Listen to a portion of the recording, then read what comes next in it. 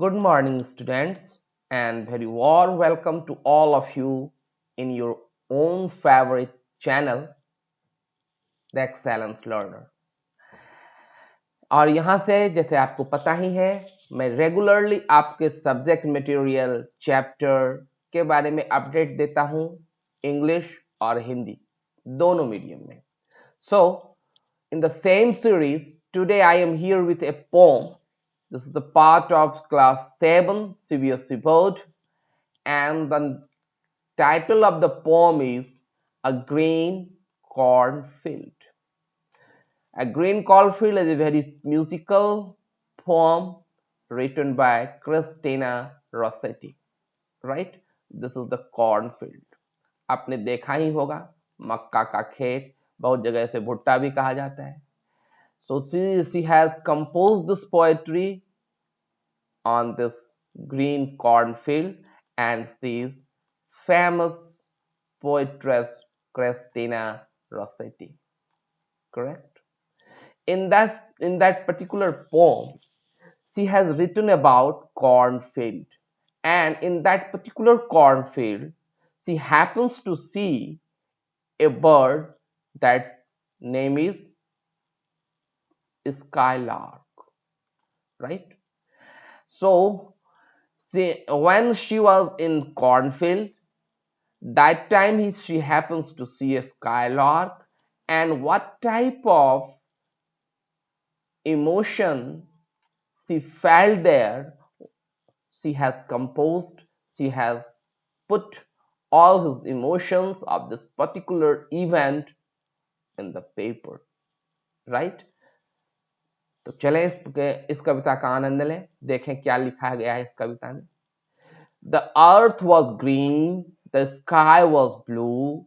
I saw and hear one sunny morn, a skylark hang between the two, a singing speck above the corn. The poetry has 4 different stanzas, correct?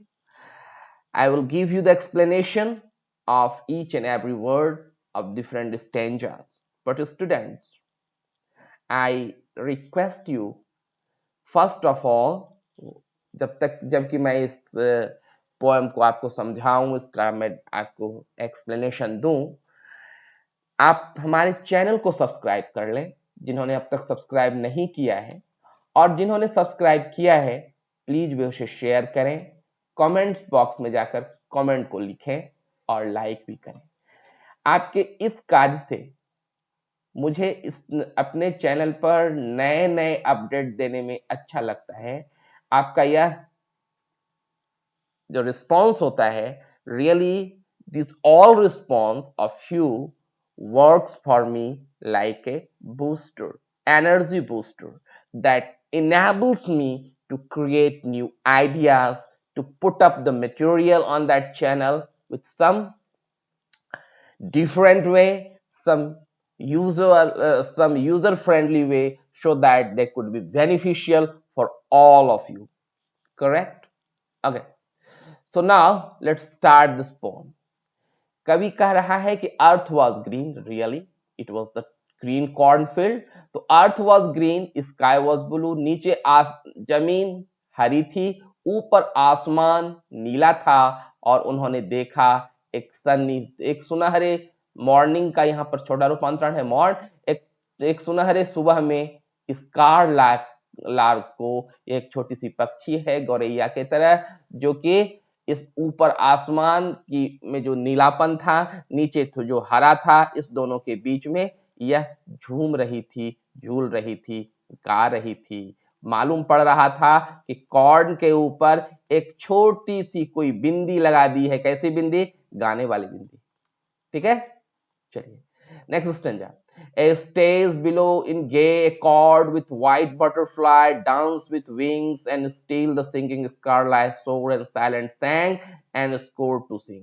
आगे कवि लिख रही है कि उसके बाद उन्होंने देखा कि जो वहां पर जो उजले उजली तितलियां हैं वो डांस कर रही हैं स्कारलार्क के सॉन्ग के ऊपर. मालूम पड़ रहा है कि स्काईलार्क जो गा रही है उसके गीत को सुनकर तितलियां भी अपने पंख को फड़फड़ाकर मालूम पड़ रहा है वहां पर नृत्य प्रदर्शित कर रही है, और पूरा का पूरा इलाके में स्काई लार्क की जो आवाज है वह भरी पड़ी जा रही है। साइलेंट जो है, स्तब्धता समाप्त हो गई है, चारों ओर केवल उसकी ही आवाज गूंज रही है। ठीक है। ए cornfield stretch tender green to right and left beside my walk. I know he had a nest unseen somewhere amongst the million stalk.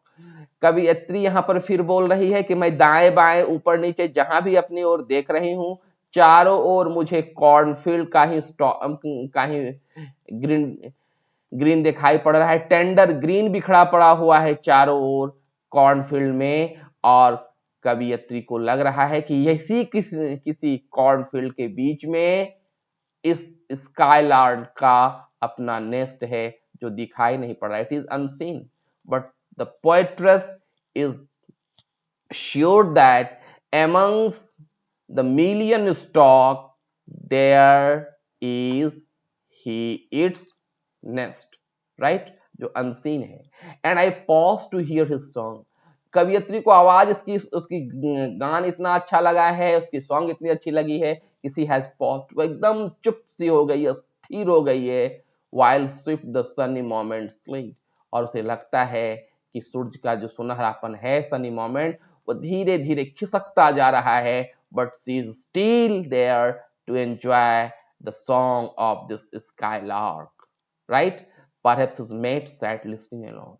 वह बात में कह रही है, हो सकता है कि इस स्काईलार्क का जो है मेट, वह सुनने के लिए, उसकी आवाज को सुनने के लिए वहां पर खड़ा हो, शायद वह उसी के लिए गा रही हो। और अंत में कवियत्री बोल रही है, and I listen longer than I did. मैंने उसका जो मेट है, उसका जो फ्रेंड है, हमसे अधिक समय से पहले उसकी आवाज को सुन रहा होगा। निश्चित तौर पर वह हम उसकी आवाज को बेहतरीन ढंग से पहचान रहा होगा, और शायद यह स्काईलार्क उसी के लिए गा रही होगी। ठीक है। तो इस कविता में कवियत्री ने कॉर्नफील्ड की सुंदरता, और साथ ही साथ इस फील्ड के अंदर जो स्काईलार्क की जो मधुर आवाज इनके कानों में पड़ी, इसके ऊपर बड़ा सुंदर सा एक कविता यहाँ पर इन्होंने लिख दिया है। मुझे पक्का विश्वास है कि इसका मीनिंग आपको समझ में आ गया होगा। ठीक है। और नेक्स्ट वीडियो में इस कविता से जो संबंधित दूसरी बातें हैं वह मैं आप लोगों के साथ शेयर करूंगा, जैसे इसका क्वेश्चन एंड आंसर वगैरह भी। और तब तक आप इस कविता को पढ़ें, और जिन्होंने सब्सक्राइब नहीं किया है प्लीज सब्सक्राइब करें, शेयर करें और लाइक करें। ठीक है। चलिए मिलते हैं फिर अगली बार कुछ नए विषयों के साथ इसी चैनल पर। धन्यवाद।